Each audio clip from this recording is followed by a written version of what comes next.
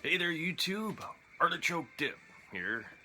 I'm Rob, the solo RPG gamer, and before I start the video, I just want to remind you, if you like this video, please give me a thumbs up, and please subscribe to my channel to get my latest videos. So, in a recent conversation on the Facebook page, I had one of my subscribers, he explained to me, he said that, he found a couple videos on character creation for Palladium Fantasy, but they were kind of vague and confusing.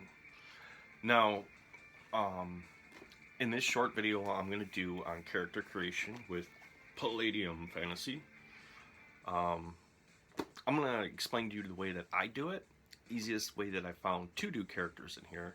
And you can also use this if you're playing Rifts, Beyond the Supernatural, or any other Palladium product as far as their fantasy RPG systems. So, the thing that I did say in the first video, this is an excellent game system. I love it. I love the combat system. I love everything about basic Palladium Fantasy, sorry. The only thing that I wish they would have done maybe a little bit differently is the layout of the book can be a bit confusing when you're creating a character. But nevertheless, once you learn to navigate it, it becomes pretty simple. So we're going to go through them steps right now, how I do it, and hopefully help you guys be able to roll some great characters very quickly and take a lot of the confusion out of it. Okay, the first thing you're going to want to do, and it's going to contradict what the book tells you to do, is think of a character concept that you want to use, whether it's, let's say, an elfish ranger, a dwarven cleric, a human rogue. In this game system, you could even be a troglodyte knight if you wanted to, okay? However you come up with your concepts for your character, first thing you want to do right off the rip is turn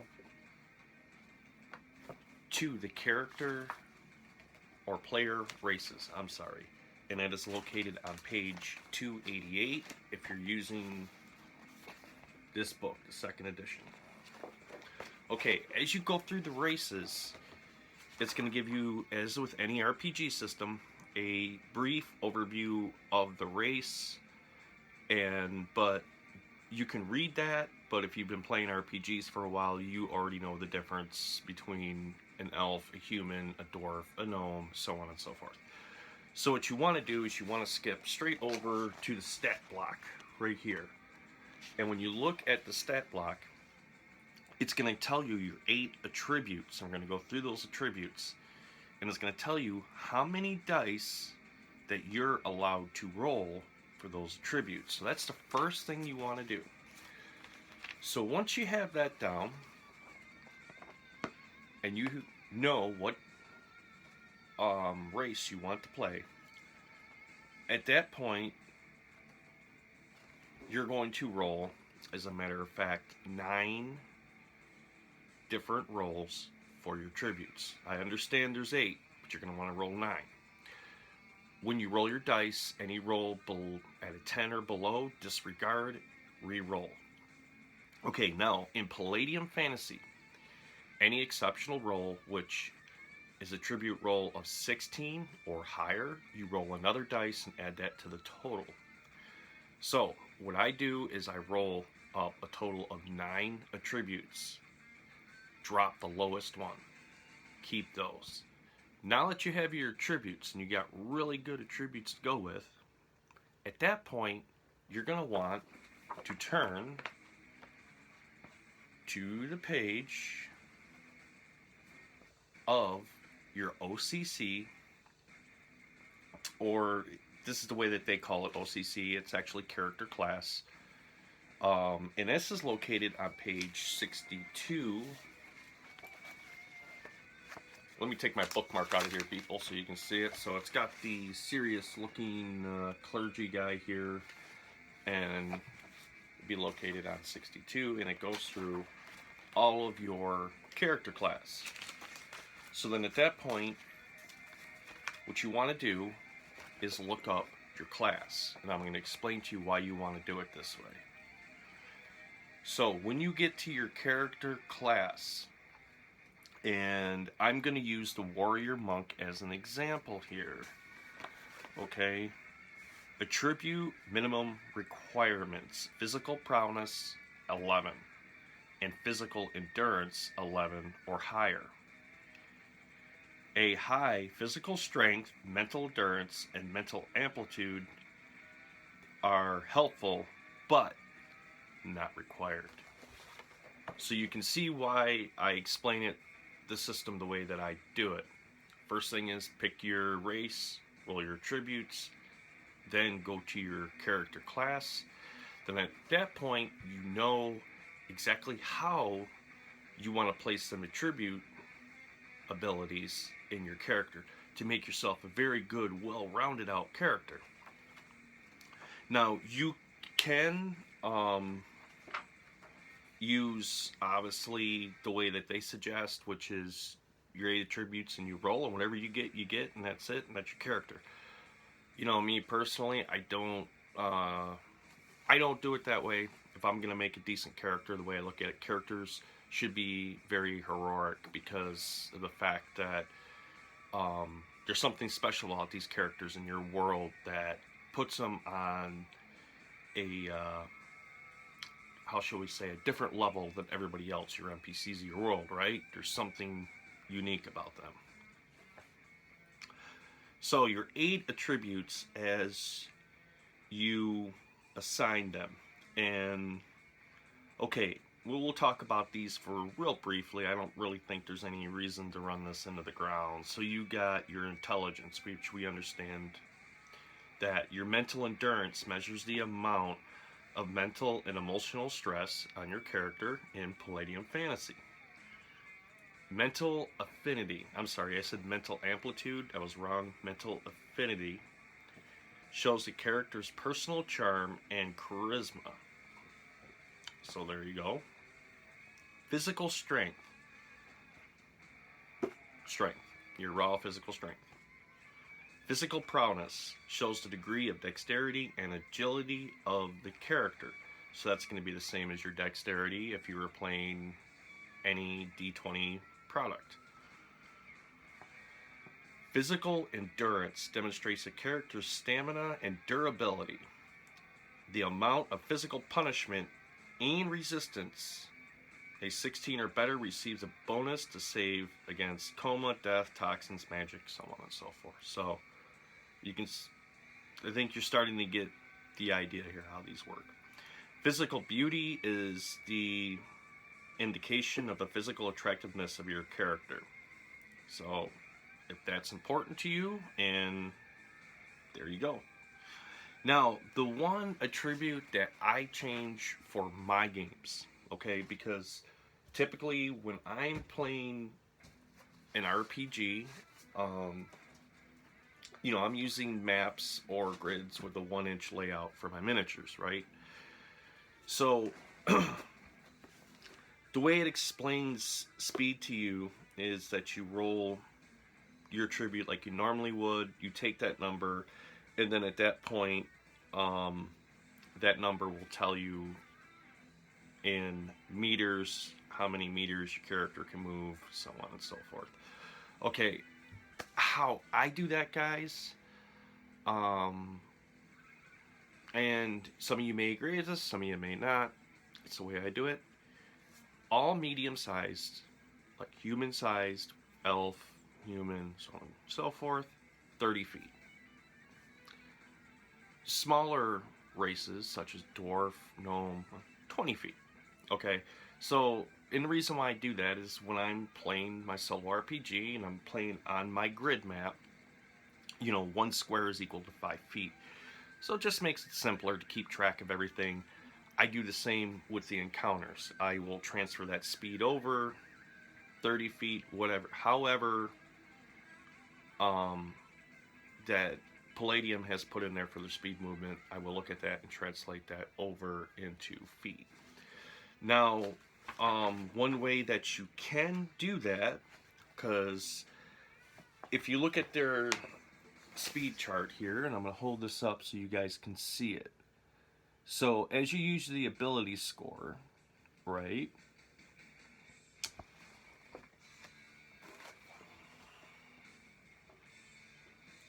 So as their speed factor, it would transfer over into approximate miles per hour or kph, kilometers per hour.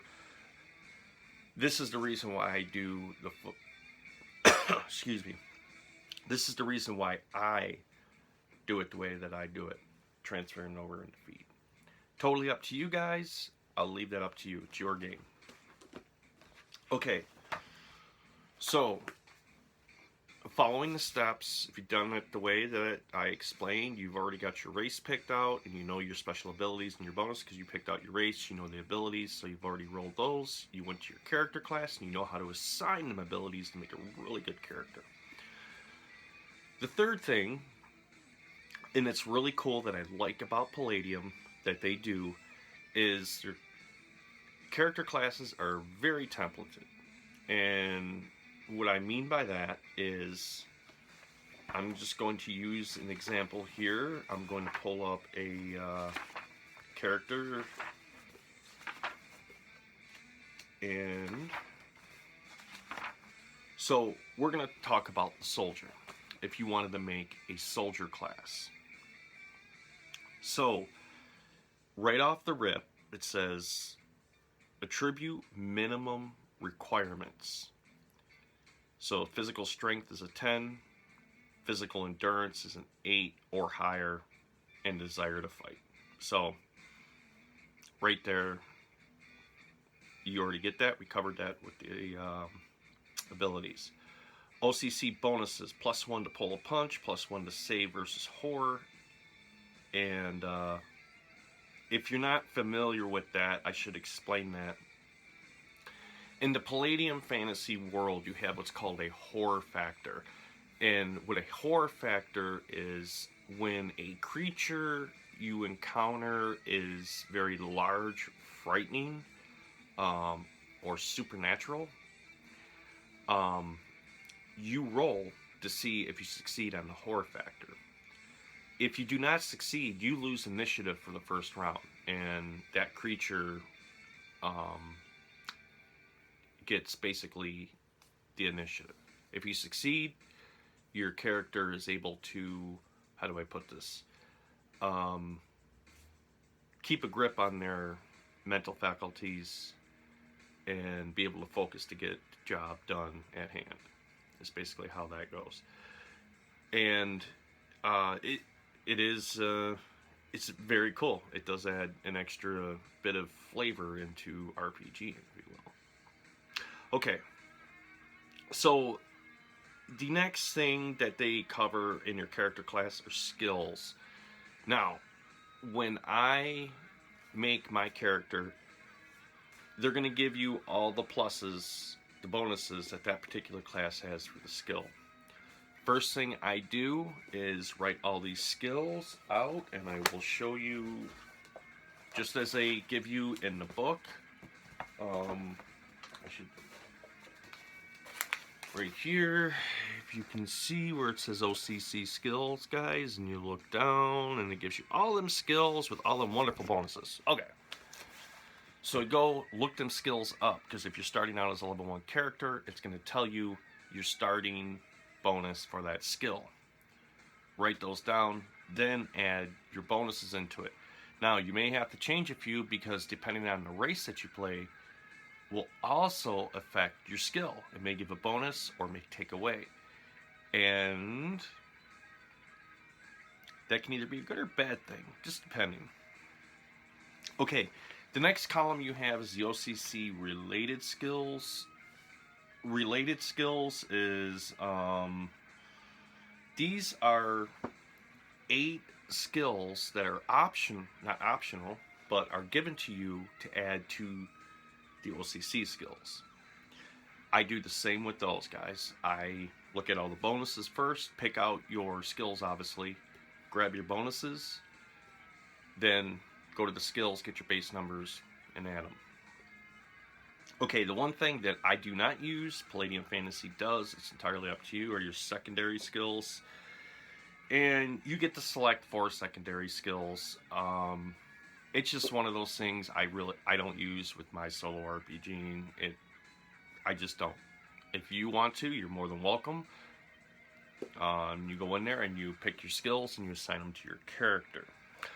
Okay, at that point, your character's pretty much already fleshed out. And it's now at that point that you're going to assign your hit points and your SDC for your character. And that is very simple to do. With your HP, and you're going to add your physical endurance and your physical stamina and your physical endurance. Take those two numbers and you add those together and you roll one more d6 and you take that number, that's your starting HP. Okay? Now your structural damage capacity has a chart in here, and sorry, I should have been a little more prepared for that one. I kind of let that one slip through the cracks. As you can see, let's go to page 18 and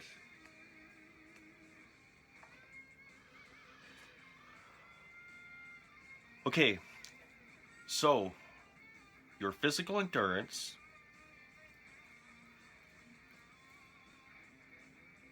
okay, I'm sorry, I got that wrong. Your base hit points start out with just your physical endurance score. And then at that point, you roll one more d6, add that number to it, and that is your starting hit points. Your structural damage capacity, determining your structural damage capacity, is very simple. Characters with a background as a man-at-arms, you roll 3d6. Practitioners of magic is a 1d6 for their SDC, and you roll that up, and that is your starting SDC number. Very simple to do. Now that you have that down, if you follow the way that I have laid out, at this point you should have all your attributes, your class, your race, with your abilities, your skills, your secondary skills done, your hit points, and your structural damage capacity. Now what you can do, as what I really like about Palladium Fantasy, is every character class comes with a starting package. You do not have to use the starting package. If you would like, they give you 100, I believe it's like 176 gold to start out with, where you can outfit your own characters. Me, I use the starting package because it doesn't cost you anything, and you start out with 176 gold to add on to whatever you want.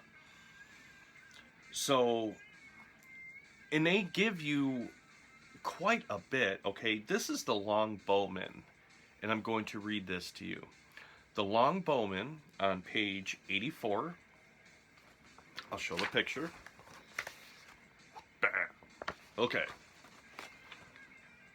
The armor he starts with a suit of studded leather armor, AR 13, structural damage capacity of 38. His weapons, he starts with a knife, longbow, quiver of arrows, and one other weapon of choice.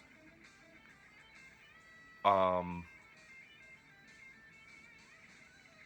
the money, you start with 170 gold. Additional money will come from the payment of jobs from booty. Okay, your starting equipment, and we got the weapons and the armor. Your starting equipment, he gets 2 sets of clothing, hooded cape or cloak, boots, a pair of gloves, a belt, bedroll, backpack, and 1 large sack, 2 small sacks, a quiver of arrows, sharpening stone, a water skin, and a tinderbox. Now, when you get to that point and you pencil it all in, you got yourself a character. And you're ready to start playing. And that's how I do my Palladium Fantasy. This is just going to be a short little video here to explain building a Palladium Fantasy character. I hope this helps. If some of you guys are struggling with building a character and you found to where you're kind of doing a wild goose chase through the book, trying to find different tables and stuff like that, I hope my way will help you guys out. Quick recap. First thing I do is look at the race, figure out how many dice you roll for your attributes. Roll your attributes. Anything in a 10 or below, disregard. Re-roll. When you re-roll your attribute points, you're going to roll 9.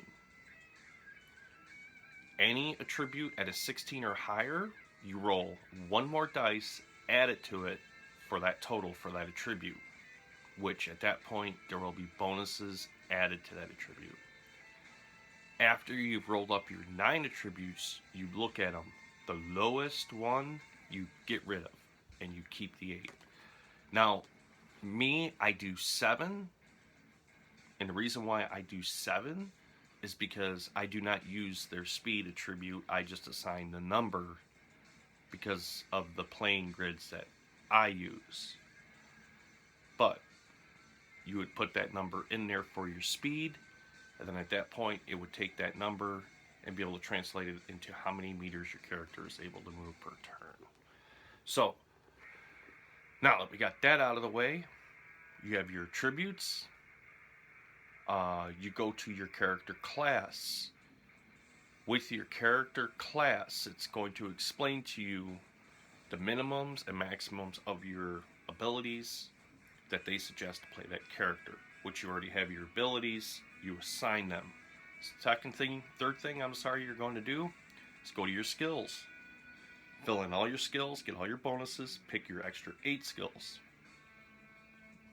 Then you're going to assign your hit points and your SDC.